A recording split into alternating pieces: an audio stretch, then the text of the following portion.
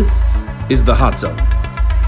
Engaging with the news in a whole new way, international war correspondent Chuck Holton brings insight into areas of crisis and lets you help those affected. Hey folks, Chuck Holton here. Imagine living in a place where all of your neighbors hated you and wanted to kill you. Well, we just came from Armenia, and that's one country that certainly fits that bill. Everybody around Armenia, with the possible exception of Georgia at times, definitely wants to see them gone. And their other country that has that problem is Israel.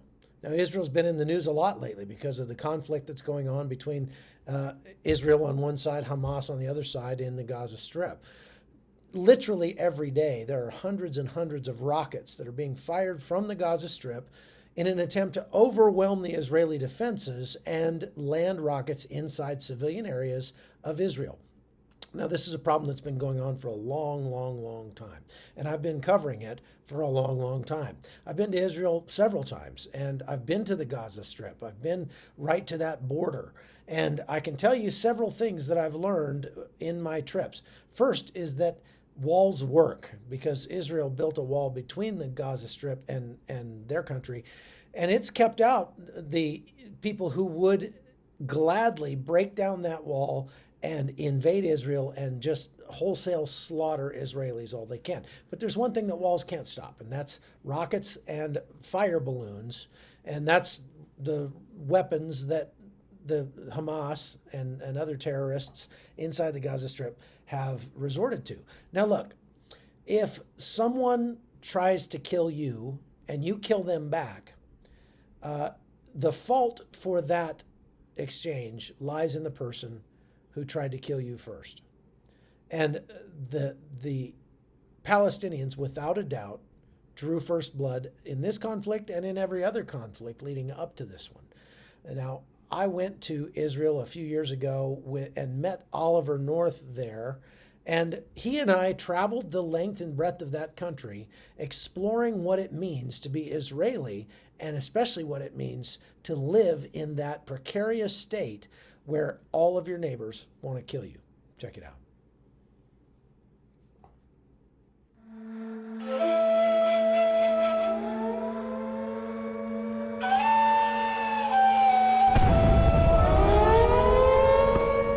In the past 24 hours, over 75 rockets were launched from Gaza into Israel. We've had to deal with over 12,000 rockets from the Gaza Strip on Israeli civilians, with over 1 million civilians in range. Different organizations have different motives. Some have jihadic ideology behind them. Others just want to kill as many Israelis as possible.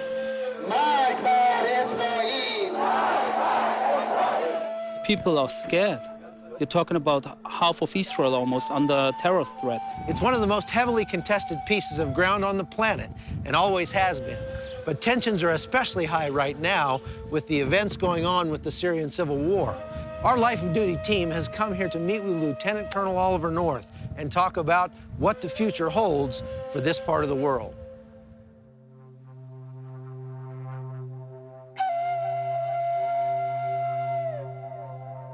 We're definitely a country that has a lot of history, and our culture has been shaped by events that have happened thousands and thousands of years ago. So we're here at Masada in southern Israel, the site of one of the worst tragedies that shaped the national history of this country. There are a lot of similarities between Israel then and now. Masada is the last resistance against the Roman army. It's the place where those defenders, less than 1,000 of them, on top of this mountain were offered the choice: slavery or death.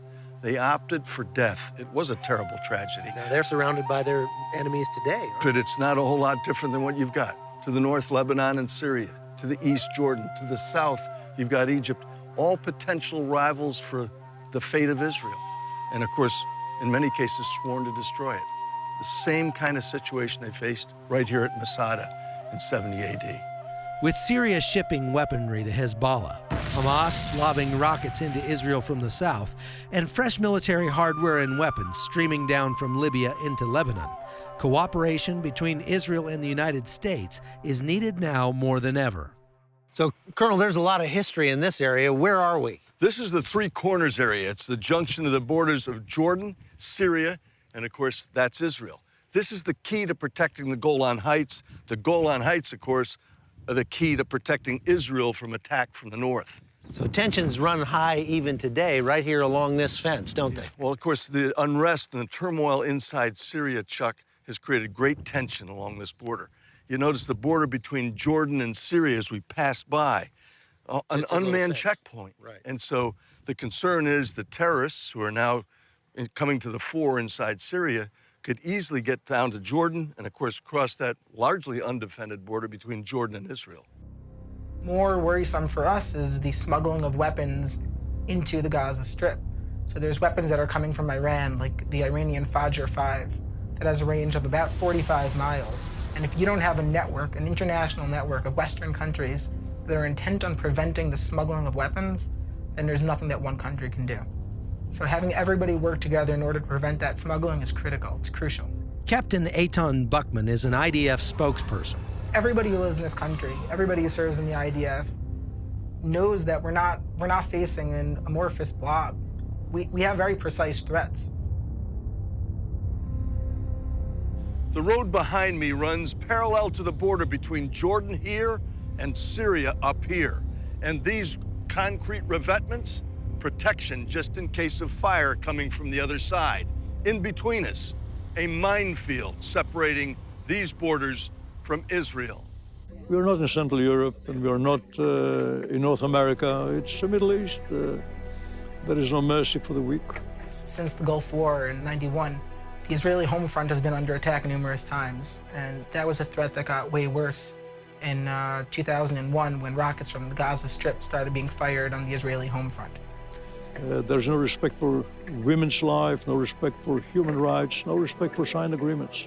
Palestinians in the Gaza Strip have focused on really creating their own infrastructure to create rockets. You need now to really destroy the terrorist infrastructure. All of what is standing behind the barrage of missiles which are hitting here our civilian population. They have thousands of them. They had 10,000 of them before the operation, and they're working on amassing bigger arsenal right now. We also want to make sure they will not be able to re-equip themselves quickly and smuggle weapons which are coming from Iran. You don't want to have it here. We're on the precipice overlooking Nazareth. Out on the coast, Haifa, where the Iron Dome protection system has now been installed. The Iron Dome is an interception system that's created in order to intercept short-range surface-to-surface rockets. Joint military exercises are conducted with the United States each year that help U.S. troops familiarize with air defense systems, which are employed almost daily in Israel's Iron Dome. The Iron Dome system is definitely one of the high points in our cooperation with the U.S. government and the U.S. military. I would say something between 80 and 90% of the missiles, the rockets launched by the terrorists from the Gaza Strip to Israel, are being intercepted once we decide that we want to intercept them. The Iron Dome systems, from initial check, has intercepted 7 rockets already today, only today. And this is something we'll continue to do in order to protect our civilians. And that's where the cooperation really shines. We protected civilians, we saved civilian lives because of this revolutionary system, and it's a system that could save lives in other countries as well. Israel is a partner of the United States, and we have to come together from time to time to drill our militaries, and this is one of the reasons for it. I think we get much better in doing this, and we improve ourselves and them in working together. That's sharing trends and sharing our issues as commanders is always a good thing, and that's what we learn as this cooperating environment. 1, 2, 3. Well, anytime we get a chance to practice our skills and practice our craft, it's a good time. Especially we can do it with another country and with all branches of the services together. This is just a great opportunity. It's beyond compare. They are willing to partner. They're willing to help resource us, and we have a common bond as far as wanting to take care of our soldiers and make sure they're ready and make sure that we all can execute our mission. We have experience, the U.S. has experience, and when you put that together, the sum is definitely better than our individuals. Captain, that's a U.S. aircraft. It was built in America. You guys are flying them. What's the relationship like between Israel and the United States? Well, the relationship between Israel and the U.S. goes a long way. We share common values and we're on the same boat together. The U.S. and Israel share more than military technology and intelligence. This country is also the only democracy in the Middle East. This building up ahead is the Israeli Knesset, their parliament. It has got 120 members and, of course, represents over 30 political parties. And today, they're in the midst of putting together a new government. They've just held elections. Bibi Netanyahu has been asked to put together a new coalition government, and that's the work that's taking place right now, even as Israeli warplanes are attacking sites in Syria. So the government continues to form, and the Israeli military continues to protect the country.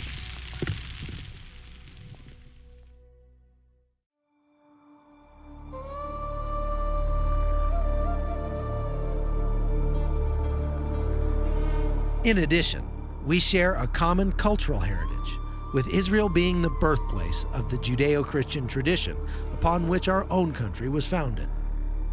This city, Jerusalem, this place where we are, Gethsemane, is the core of what we are as a people. It all comes from that, the Judeo-Christian traditions that make America what it is. Began right here. Indeed.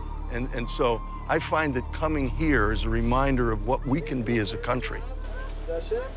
While there's no shortage of criticism for Israel in the mainstream media, we found a strong case could be made that Israel contributes more to American national security than any other single country on earth.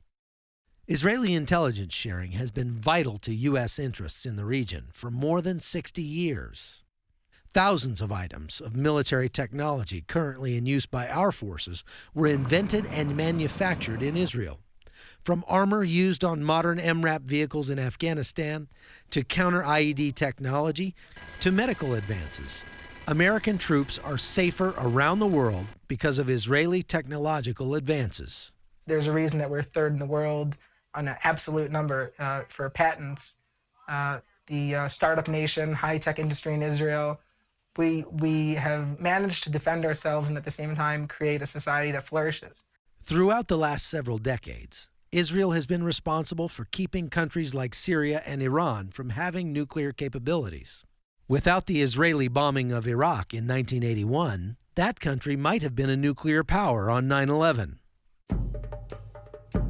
You know, they're surrounded by enemies, and yet, look at this prosperity. This is Tel Aviv, a city of well over 1 million people who are here because the rest of the world has rejected them. They've come here and they've prospered. I can say I've been to every country around Israel, and you don't see prosperity like this in any one of them. There's no other Arab in the world who can live in the Arab world and have the freedom and opportunities got right here in this country. And yet, somehow in America, there's people in our government say, look, if you just give up a little bit more land for a little bit more peace, you'll get what you're looking for. It hasn't happened. Lord willing, it's not going to push these people into the sea. Since its founding, enemies have surrounded Israel. That fact pervades every sector of the culture, with every young man and woman serving 2 to 3 years in the Israeli military. The lessons of the past are deeply entrenched in this society, and Israelis have no intention of ever being driven from their homeland again. Fortunately, this culture hasn't fallen prey to rampant political correctness, which could, in their case, literally lead to their destruction. The ultimate Masada here isn't really the soldier who's doing his job by standing on the border. The ultimate Masada is somebody who lives in Sderot, or in Ashkelon, or in Beersheba, or any one of the tens of towns and cities in southern Israel that's been under fire for 12 years, because they know that that's where they can best serve Israel. That's today's Masada. It's been said that strong fences make good neighbors, but right here along the northern border of Israel and Lebanon, that hasn't always been the case. For that reason, the Israelis plan to stay vigilant in the face of increasing tensions here in the Middle East, and they hope that America will have their back. The Hot Zone is produced by Amy Holton and Livefire Media. Copyright 2021.